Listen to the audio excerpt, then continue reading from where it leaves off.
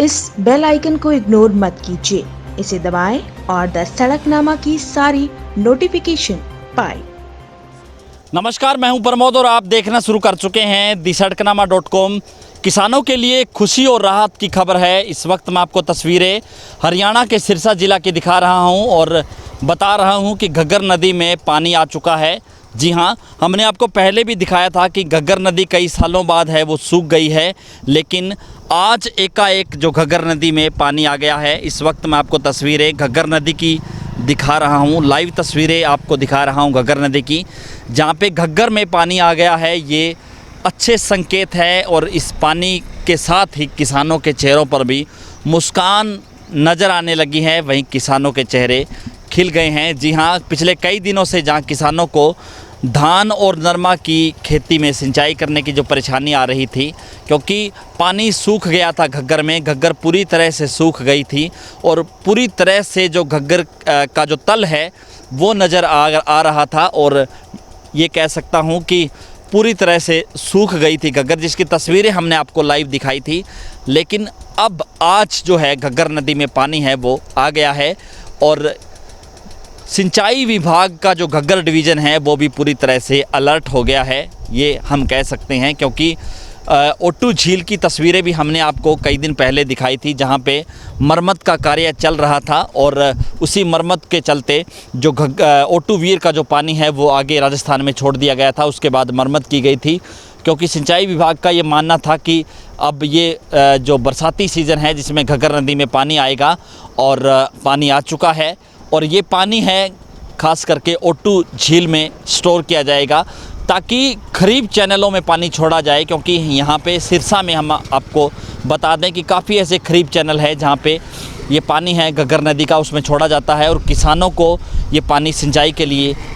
Use होता है, प्रयोग होता है। क्योंकि चाहे हम राजस्थान की जो साथ लगता हुआ इलाका है एलनाबाद विधानसभा क्षेत्र का, वहाँ भी घग्गर नदी का पानी मंगाला डायरेक्ट खरीफ चैनल के माध्यम से पहुँचता है। वहीं हम डबवाली तक बात करें तो इस नोइयाँ वाली और तमाम आगे तक जो गांव है वहाँ पे भी रत्ताखेड़ा खरीफ चैनल के माध्यम से जो है घग्गर नदी का पानी पहुँचता है। और हर बार डिमांड होती है, चाहे रानिया हल्का की बात करें, क्योंकि रानिया का जो ओटू और उसके आसपास जो एलनाबाद का जो इलाका है वहाँ भी घग्गर नदी का पानी खरीफ चैनलों के माध्यम से पहुँचता है। वहीं इस घग्गर नदी के तट पे जो गांव बसे हुए हैं दोनों ओर से, करीब ऐसे 100 से अधिक गांव हैं जहां पे घग्गर नदी का पानी सिंचाई के लिए किसानों की ओर से प्रयोग किया जाता है। और मैं आपको बता दूं, वैसे तो हर बार ही हम लोग ये जानकारी आपको देते हैं कि घग्गर नदी क्योंकि पंजाब के रास्ते से सिरसा में प्रवेश करती है सरदूलगढ़ के, और दोनों तरफ के मैं आपको गांव बताऊं तो काफ़ी गांव है। चाहे हम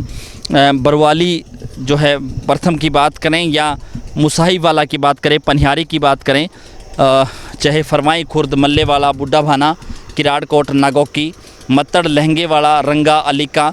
और ये जो गांव है इसके साथ साथ जहां हम सहारनी की बात करें, खैरेकां, झोपड़ा, मीरपुर, अहमदपुर और बन सुधार, चामल, इस तरह से झोड़ नाली और चक साहिबा, ओटू और ओटू से आगे क्योंकि ये तलवाड़ा खुर्द तक ये जो गांव हैं और उसके साथ जो राजस्थान में ये प्रवेश करती है, जहाँ पे थेड़ शहीदा की बात करें, थेड़ दया सिंह है वो जो इलाका है, वहाँ से ये घग्गर नदी है जो आगे राजस्थान को निकल जाती है, जहाँ पे साइफन बना हुआ है, जिसकी तस्वीरें भी हमने आपको करीब 2 साल पहले दिखाई थी। और इस बार हम आपको वहीं ले चलेंगे कि घग्गर नदी पे जो जिस तरह से पानी है वो बढ़ेगा, क्योंकि ये कह सकता हूँ कि पंजाब में चंडीगढ़ में और शिवालिक की पहाड़ियों से निकलती है ये घग्गर नदी, तो पंजाब और चंडीगढ़ पंचकुला में जितनी भी बारिश होती है उसका पानी इस घग्गर नदी में आता है। और यहाँ इस इलाके के लिए इसको जीवनदायिनी कहा जाता है, क्योंकि धान बेल्ट है ये, क्योंकि घग्गर नदी के आसपास जो तट पे जो इलाका बसा हुआ है वहाँ पे डाबर मिट्टी है और इस डाबर मिट्टी से ही मैं कह सकता हूँ कि पूरी तरह से जो है यूज होता है पानी घग्गर नदी का। और इसी घग्गर नदी से पानी से लोग किसान हैं वो सिंचाई करते हैं। इस पूरे आसपास के इलाके में जहाँ धान की खेती होती है, जहाँ नरमे की खेती होती है, वहाँ पे ये किसानों के लिए पानी है वो काफ़ी वरदान साबित होता है, क्योंकि इस पानी में नाइट्रोजन की मात्रा अधिक होती है, बरसाती पानी है ये। और क्योंकि पूरी साल है जो पानी है, जैसे जैसे बरसात होती है तो घग्गर नदी में पानी है वो आता है। और मैं आपको दिखा रहा हूँ तस्वीरें कि इस घग्गर नदी के साथ ही जो ये पाइपलाइन है, उसी पाइपलाइन से किसान सिंचाई करते हैं। और मैं चाहूँगा कि वो तस्वीरें भी आपको दिखाऊं कि घग्गर नदी के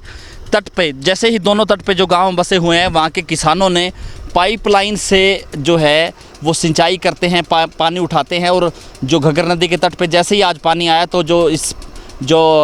ये कहूँगा कि जो तट पे जो ट्यूबवेल लगी हुई है, पाइपलाइन, और करीब 3 से 4 किलोमीटर तक ये पाइपलाइन के माध्यम से ही ये पानी दूसरे खेतों में पहुंचाया जाता है। किसान हैं इस घग्गर नदी के तट पर ट्यूबवेल लगाते हैं और ये पानी, क्योंकि इस ट्यूबवेल के आसपास जो है जल स्तर है वो काफ़ी अच्छा है, भूमिगत पानी भी काफ़ी अच्छा है, क्योंकि घग्गर नदी जहाँ से होकर के निकलती है। और इस बार चूँकि सूख गई थी घग्गर नदी तो किसानों की चिंताएं बढ़ गई थी कि अगर बारिश लेट होती है तो किसानों को परेशानी का सामना ना करना पड़े, क्योंकि धान की खेती है वो पूरी तरह से प्रभावित होती है इस घग्गर नदी को लेकर के। लेकिन हालांकि इस बार सिरसा में तो बारिश इतनी ज़्यादा नहीं हुई है, लेकिन पंजाब और चंडीगढ़ में जितनी बरसात हुई है उसका पानी है वो सिरसा में ज़रूर पहुंच गया है। इस वीडियो को आप ज़्यादा से ज़्यादा शेयर कीजिए ताकि तमाम किसानों तक ये राहत भरी खबर पहुंचे। और चूँकि ओटू झील पे, क्योंकि ओटू झील सूख गई थी तो इस पानी से ओटू झील में स्टोर किया जाएगा, उसके बाद खरीब चैनल है उनमें भी पानी छोड़ा जाएगा। तो घग्गर नदी में पानी आना अपने आप में किसानों के लिए एक खुशी की बात है। बहुत बहुत शुक्रिया।